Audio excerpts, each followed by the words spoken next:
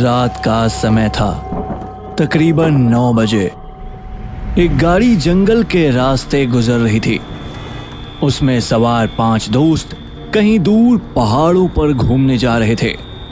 सुमित गाड़ी चला रहा था और सभी इस ट्रिप के लिए बहुत एक्साइटेड थे। अच्छा है तुम सबने घूमने के लिए वक्त निकाल लिया, वरना यार घर में रहकर तो मैं बोर ही हो रही थी। हाँ यार, फाइनली हम लोग ट्रिप पर जा रहे हैं। हाँ यार, हमारी ट्रिप हर बार राजीव की वजह से ही कैंसिल होती है। सही कहा तुमने, ऐसा हमारे साथ कहीं जाना ही नहीं होता। पता नहीं ऐसा कहाँ बिजी रहता है। अरे नहीं यार, ऐसा नहीं है। तुझे तो पता है ना कि मुझे अपनी जॉब भी करनी होती है, वो बस इसीलिए है। हाँ, सब पता है मुझे। सब गाड़ी में बातें करते हुए आगे बढ़ रहे थे, लेकिन तभी चलो कुछ खाना खा लेते हैं, वहाँ ढाबा है। हाँ चलो। सभी गाड़ी से उतरकर ढाबे पर खाना खाने जाते हैं। भैया मेरा खाना नहीं आया। हाँ जी मैडम जी, आपकी ये प्लेट अलग रह गई थी, मैं अभी आया। उसके बाद सभी खाना खाते हैं और खाना खाकर गाड़ी में बैठकर दोबारा होटल की तरफ जाने लगते हैं। लेकिन तभी अचानक रिया को अजीब सा महसूस होता है। 1 मिनट रुको, जल्दी गाड़ी रोको। क्या हुआ रिया? रिया देखती है कि उसे कोई मामूली नहीं बल्कि खून की उल्टी हो रही थी। ये देखकर रिया को बड़ा अजीब लगता है, लेकिन वह किसी को कुछ नहीं कहती। और जब वह ठीक महसूस करती है, तुम ठीक तो हो ना रिया? हाँ शायद बस मोशन सिकनेस हो गई होगी। हाँ, हवा पानी चेंज होता है इसलिए ऐसा होता है। चलो अब चलते हैं, वैसे भी हम होटल पहुंचने वाले हैं, वहां जाकर तुम रेस्ट कर लेना। सभी गाड़ी में बैठते हैं और थोड़ी देर बाद होटल पहुंच जाते हैं। होटल पहुंचते पहुंचते उन्हें रात हो गई थी। होटल में सब अपना अपना कमरा ले लेते हैं। रिया और स्नेहा ने एक रूम लिया था। सभी को भूख लगी थी, सब खाना खाने चले गए। लेकिन रिया का सिर जरा घूम रहा था, उसे कुछ भी ठीक नहीं लग रहा था। तो राजीव उसके पास आता है।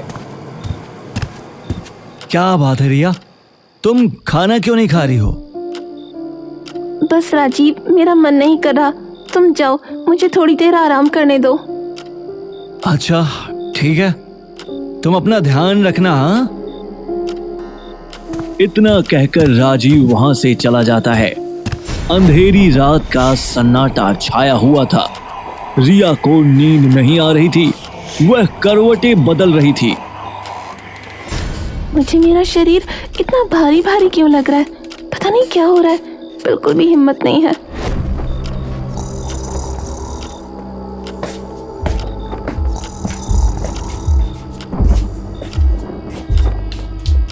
क्या हो रहा है मुझे? रिया के शरीर में भारीपन महसूस हो रहा था, मानो उसके शरीर पर किसी ने ढेर सारा बोझ रख दिया हो। जैसे तैसे वह बाथरूम पहुंचती है और मिरर में खुद को देखने लगती है। उसकी आंखों के नीचे काले गड्ढे छाए हुए थे और उसके शरीर में कमजोरी छाई हुई थी। एक ही दिन में मेरी आंखों के नीचे इतने काले गड्ढे छा गए, जरा मुंह धो लेती हूँ।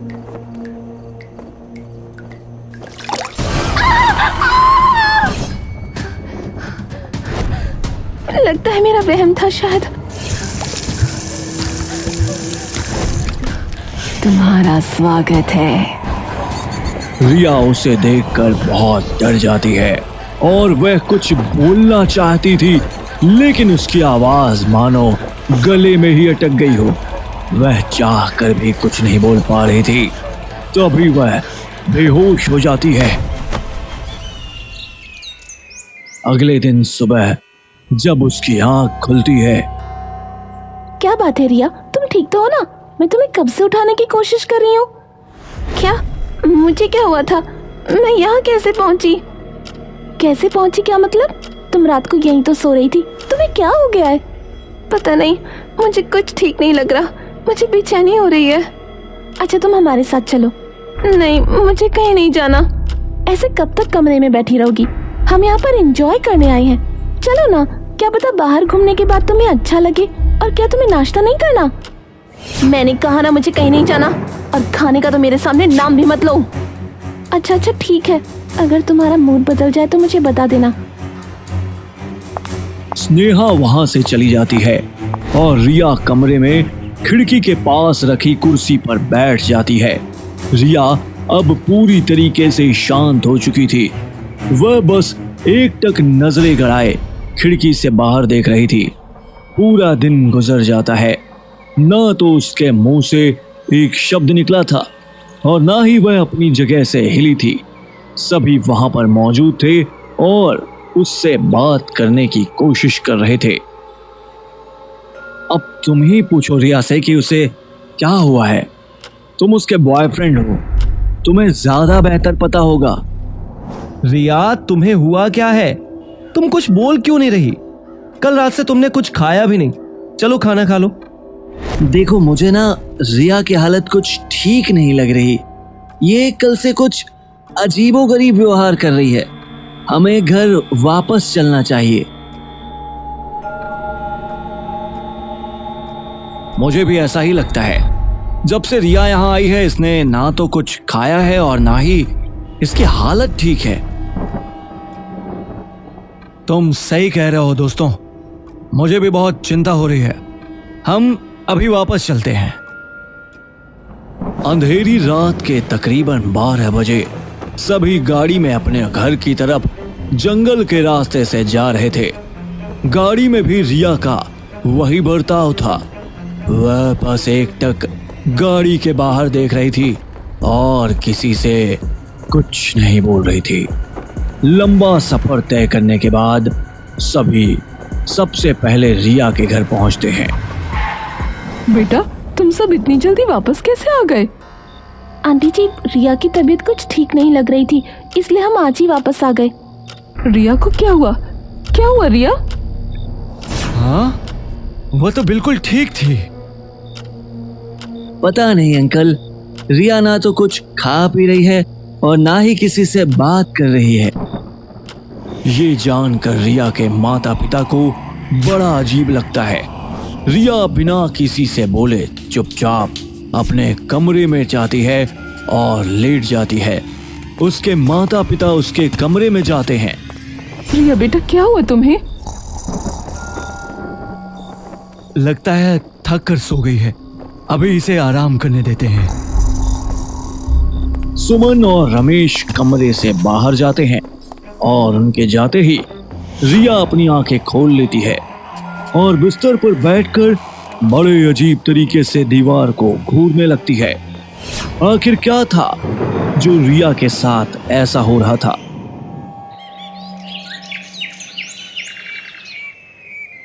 अगले दिन सुबह रिया बिल्कुल गुमसुम डाइनिंग टेबल पर बैठी थी। बेटा, तुम्हें क्या हुआ था? तुम्हारी तबीयत तो ठीक है ना? हाँ, तुम सब रात को अचानक ऐसे घर वापस क्यों आ गए? बेटा जरा आराम से खाओ। हाँ, मुझे और खाना चाहिए।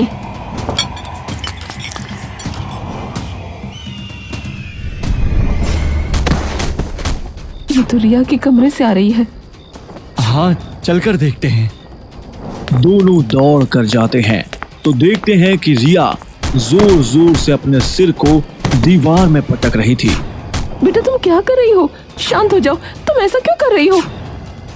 हाँ बेटा, अगर कोई परेशानी है तो हमें बताओ। छोड़ दो मुझे, जाने दो। रिया के माता पिता बड़ी मुश्किल से उसे रोकते हैं और रिया के सिर से बहुत खून बह रहा था। उसे उसी समय अस्पताल लाया जाता है। डॉक्टर साहब, हमारी बेटी को क्या हुआ है? देखिए, हमने कुछ टेस्ट किए हैं, फिलहाल तो सब ठीक है। लेकिन वो ऐसी हरकत क्यों कर रही थी? देखिए, वो तो आपको उनसे ही पूछना होगा कि उन्हें ऐसी क्या परेशानी है जो उन्होंने ऐसा कदम उठाया। इतना कहकर डॉक्टर वहां से चला जाता है। सुमन और रमेश रिया को घर वापस ले आते हैं। रिया अपने कमरे में थी। तब पता नहीं हमारी बच्ची को क्या हो गया है, बिल्कुल ही अलग रूप हो गया है उसका। हाँ, इतनी कमजोर हो गई है और अजीबो गरीब हरकतें भी करने लगी है। ट्रिप पर जाने से पहले तो सब ठीक था, लेकिन जब से वहां से वापस आई है तब से ऐसा हो रहा है। हमें एक बार जाकर रिया से बात करनी चाहिए। हाँ। रमेश और सुमन दोनों रिया के कमरे में जाते हैं, लेकिन वहां का नजारा देखकर उनके माथे पर पसीना आ जाता है। रिया ने एक बिल्ली को चाकू से बेरहमी से मार दिया था और वह बहुत जोर जोर से हंस रही थी। ये सब देखकर रिया के माता पिता बहुत डर जाते हैं। तब सुमन रिया के दोस्तों से मिलती है और उन्हें सारी बात बताती है। क्या कहा आंटी, रिया के साथ ऐसा हो रहा है? हाँ बेटा, देखो ना, वहाँ जो कुछ भी हुआ है मुझे सच सच बताओ, क्योंकि मुझे आम लक्षण नहीं लग रहे। हमने उसके सारे टेस्ट करवा लिए, सब नॉर्मल है। पता नहीं आंटी, हम जब जा रहे थे तब तक तो सब ठीक था, लेकिन वहां जाने के बाद अचानक सब बदल गया। मुझे तो कुछ समझ ही नहीं आ रहा है कि क्या हो रहा है। न जाने सब कैसे हुआ रिया, इतनी खूंखार कैसे हो गई? मुझे तो बहुत डर लग रहा है। मुझे लगता है रिया के ऊपर किसी आत्मा का साया है। मुझे तो बहुत डर लग रहा है बेटा, पता नहीं मेरी बच्ची कैसे ठीक होगी। अगर ऐसा है आंटी, तो आप चिंता बिल्कुल मत कीजिए, हम सब मिलकर इसका सॉल्यूशन जरूर निकालेंगे। हम आज ही किसी बाबा के पास जाएंगे। हाँ, लेकिन मुझे कुछ काम है, अब मुझे जाना होगा। हाँ, मैं भी नहीं आ सकता। अमन और सुमित दोनों बाहर आ जाते हैं। सही है, हम बाहर आ गए, ऐसी मुसीबत में कौन ही पड़े। हाँ सही कहा, आत्मा का साया है, हमें ही नुकसान पहुंचा दिया तो इनसे तो हम दूर रहें तो ही ठीक है। अमन और सुमित तो इन सब में पड़ना ही नहीं चाहते थे, लेकिन राजीव और स्नेहा अपनी दोस्त को ऐसे मुसीबत में नहीं छोड़ सकते थे, इसीलिए वो दोनों उनकी मदद करने का फैसला करते हैं।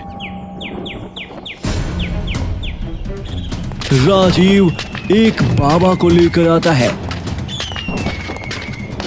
ये बहुत जाने माने बाबा हैं, ये हमारी मदद करेंगे। बाबा, आप मेरी बेटी को ठीक कर दीजिए। तुम चिंता मत करो पुत्री, हम तुम्हारी बेटी को कुछ नहीं होने देंगे। कहाँ है वो? ले चलो मुझे उसके पास। सब रिया के कमरे में जाते हैं, जहां वो अपने बिस्तर पर बैठकर छत की तरफ देख रही थी।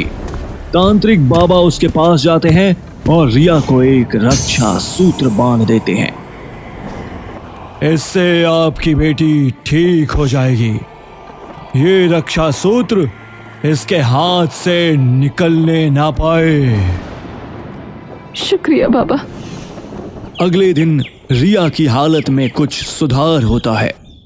माँ, आपने खाने में क्या बनाया? इतने दिनों में पहली बार रिया के मुंह से निकले यह शब्द सुनकर सुमन खुश हो जाती है। मेरी बच्ची, तुम ठीक तो हो ना? हाँ माँ, लेकिन मुझे अजीब सा महसूस क्यों हो रहा है? कुछ नहीं मेरी बच्ची, तुम जल्दी ठीक हो जाओगी। उस दिन तो रिया की हालत में सुधार लग रहा था, लेकिन उस रात से ही फिर से रिया पहले की ही तरह अजीबो गरीब हरकत करने लगती है, जिसे देखकर सुमन बहुत दुखी हो जाती है। सुमन दोबारा उस बाबा को बुलाती है। देखिए ना, मेरी बच्ची फिर से हरकतें करने लगी है। मेरी बच्ची को ठीक कर दीजिए। इसे ठीक करना मुश्किल है। ऐसा मत कहिए बाबा, मैं अपनी बच्ची को बचाने के लिए कहीं भी जाऊंगी, कुछ भी करूंगी, लेकिन आप प्लीज उसे ठीक कर दीजिए ना। ठीक है, तो हमें एक यज्ञ करना होगा। ठीक रात 12 बजे आप अपनी बेटी को लेकर शमशान घाट आ जाना। कल अमावस्या की रात है, कल आखिरी मौका है। अगर कल यज्ञ ठीक से हो गया तो आपकी बेटी ठीक हो जाएगी, वरना इसे कोई नहीं बचा सकता। इतना कहकर तांत्रिक बाबा वहां से चले जाते हैं। मुझे समझ नहीं आ रहा, मेरी बच्ची के साथ ऐसा क्यों हो रहा है। आंटी आप चिंता मत कीजिए, कल हम सारी सामग्री ले आएंगे और अच्छे से हवन करेंगे, सब ठीक हो जाएगा। हाँ, और रिया को मैं लेकर आ जाऊंगी। अगले दिन सुमन और राजीव पहले चले जाते हैं और दोनों तांत्रिक बाबा के साथ मिलकर यज्ञ की तैयारी शुरू करते हैं। रात के 12 बज जाते हैं, लेकिन स्नेहा और रिया का कोई अता पता नहीं था।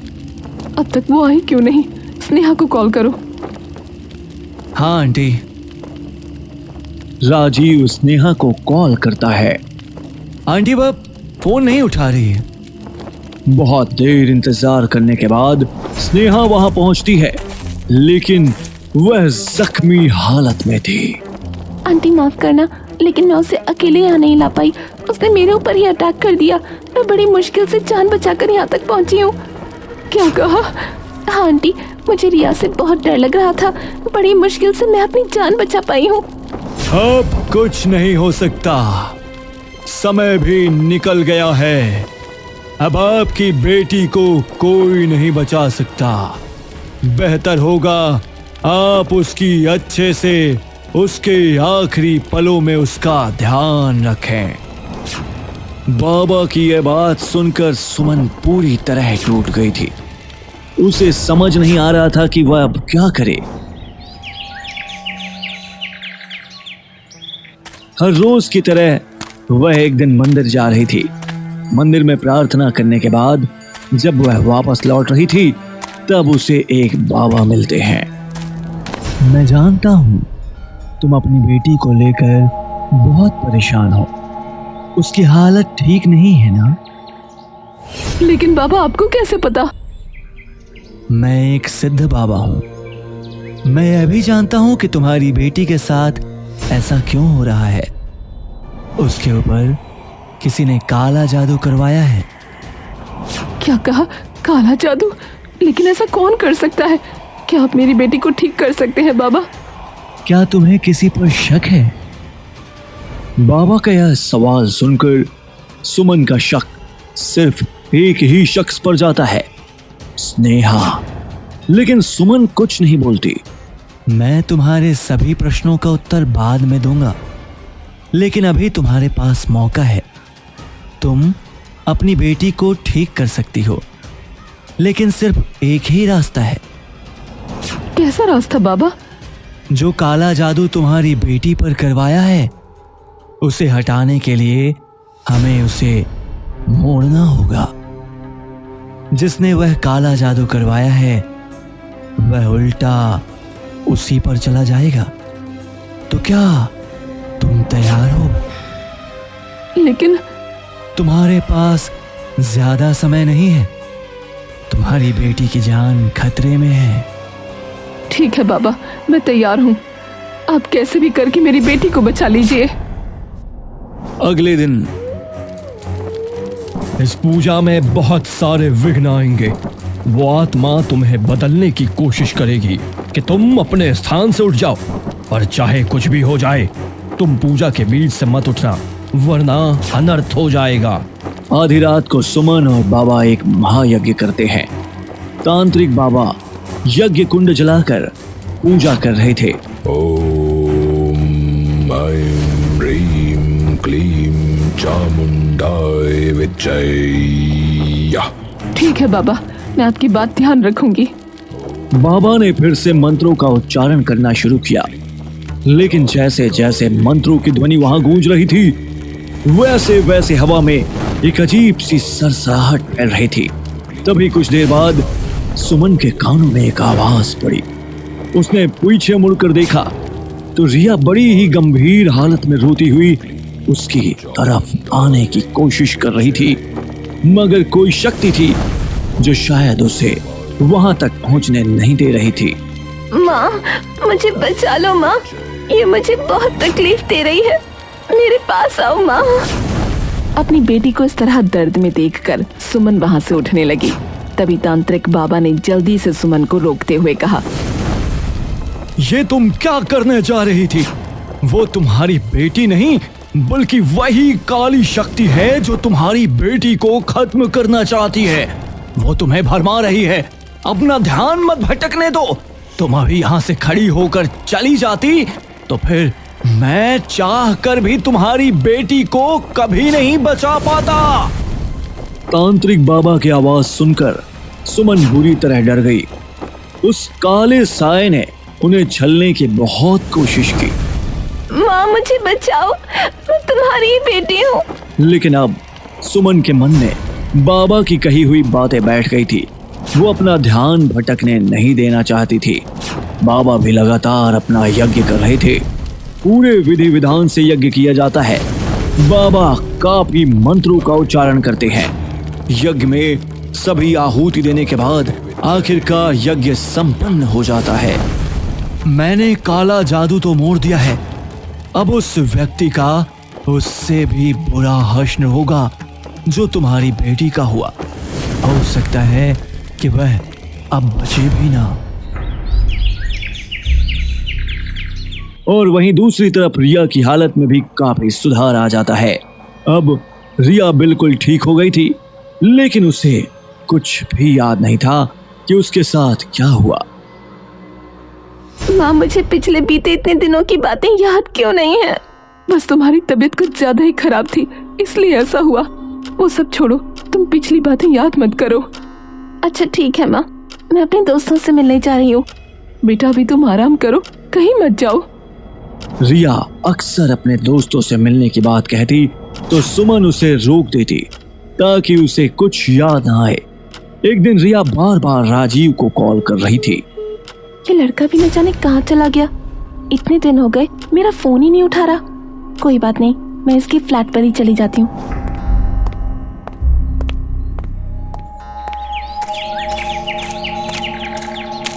रिया जब राजीव के फ्लैट जाती है तो काफी देर बिल बजाने पर भी कोई दरवाजा नहीं खोलता। शुक्र है मेरे पास इसकी चाबी है। रिया फ्लैट का दरवाजा खोलकर जैसे ही अंदर जाती है तो सामने का मंजर बिल्कुल दिल दहला देने वाला था। वहां पर राजीव की डेड बॉडी थी जो पूरी तरह सड़ चुकी थी और कीड़ों ने उसके शरीर को खाना शुरू कर दिया था। ये सब देखकर रिया का हाल बहुत बुरा था। वहां पुलिस ऑफिसर्स आते हैं और केस की इन्वेस्टिगेशन करते हैं।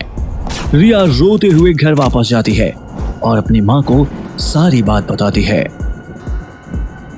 माँ, राजीव के साथ ऐसा कैसे हो सकता है? बेटा ऐसा लगता है तुम्हें सब सच जान लेना चाहिए। कैसा सच माँ? रिया के साथ जो कुछ भी हुआ सुमन उस बारे में उसे सारी बात बताती है। आगे राजीव पहले जिस बाबा को लेकर आया था उसी बाबा की मदद से उसने तुम पर काला जादू करवाया था। उसने झूठा यज्ञ का नाटक करके तुम्हें ठीक करने का दिलासा दिया ताकि मैं कहीं और न जाऊं। और स्नेहा ने तुम्हें लाने की कोशिश की, लेकिन तुमने उसे ही जख्मी कर दिया और राजीव ने इस बात का फायदा उठाया। और आंटी, मुझे लगता है स्नेहा ने झूठ बोला। वो तो चाहती ही नहीं थी कि रिया ठीक हो सके, इसीलिए उसने आखिरी मौका भी गवा दिया। मुझे भी उसकी बात पर यकीन हो गया था। मैंने उस ढोंगी बाबा पर विश्वास कर लिया। मुझे भी लगा कि अब शायद तुम कभी ठीक नहीं हो पाओगी, लेकिन भगवान का शुक्र है मंदिर के बाहर मैं एक बाबा से मिली जिन्होंने मुझे सब सच बता दिया और यज्ञ करके तुम्हें ठीक किया। और जो काला जादू उसने तुम पर करवाया था वो मुड़कर वापस उसी पर चला गया। लेकिन उसने मेरे साथ ऐसा क्यों किया माँ? पिछले 1 साल से मैं बस तुमसे यही सुन रही हूँ, तुम तलाक क्यों नहीं ले लेते उससे? अरे बाबा, चीजों में समय लगता है। तलाक लेना कोई हंसी खेल नहीं है। और मैंने तुम्हें बोला है ना कि मैं तुमसे शादी करूंगा, तो भरोसा करो ना मुझ पर। देखो राजीव, अगर मुझे पता होता कि तुम शादीशुदा हो, मैं तुम्हारे पास कभी नहीं आती। लेकिन अब बस बहुत हो गया। तुमने पहले भी मुझे धोखा दिया है, और अब अगर तुमने अगले महीने तक अपनी वाइफ को डिवोर्स नहीं दिया तो मैं उसे हम दोनों के बारे में सब कुछ बता दूंगी। उसके बाद तो वो तुम्हें खुद ही तलाक दे देगी। इतना बोलकर रिया गुस्से में वहां से चली जाती है। राजीव समझ चुका था रिया उसका सारा पर्दाफाश कर देगी। राजीव कभी ऐसा नहीं चाहता था, क्योंकि उसकी वाइफ अपने मम्मी पापा की प्रॉपर्टी की इकलौती मालकिन थी। वो तो रिया को उसे खिलौने की तरह इस्तेमाल कर रहा था। जब उसे लगा कि रिया अब सारा खेल खराब कर देगी, तो उसने उसे रास्ते से हटाने के लिए वो तरीका चुना जिससे उसके ऊपर किसी को कोई शक भी ना हो। वो तुम्हें अपने रास्ते से हटाना चाहता था। वो शादीशुदा था और तुम उससे शादी करने के लिए कहती थी। हाँ माँ, ये बात मुझे पता थी। तुम्हें पता थी, उसके बावजूद तुमने ऐसा किया? नहीं माँ, उसने मुझसे कहा था कि वो अपनी पत्नी को तलाक देगा, इसीलिए मैं उससे शादी करने को कहती थी। लेकिन वो मुझे इस्तेमाल कर रहा था। हाँ, और उसके इतने बड़े गलत फैसले की वजह से उसने अपनी जान गंवा दी। उसने जानबूझकर हमें गुमराह किया, क्योंकि वो इसका अंजाम जानता था कि अगर हमें सच पता चल गया तो सब वापस उसी पर जाएगा। इसीलिए उसने खूब कोशिश की कि मुझे कुछ पता न चले। सच जानकर रिया का दिल पूरी तरह टूट चुका था, लेकिन इतना बड़ा धोखा करके राजीव ने खुद ही अपना नुकसान कर लिया।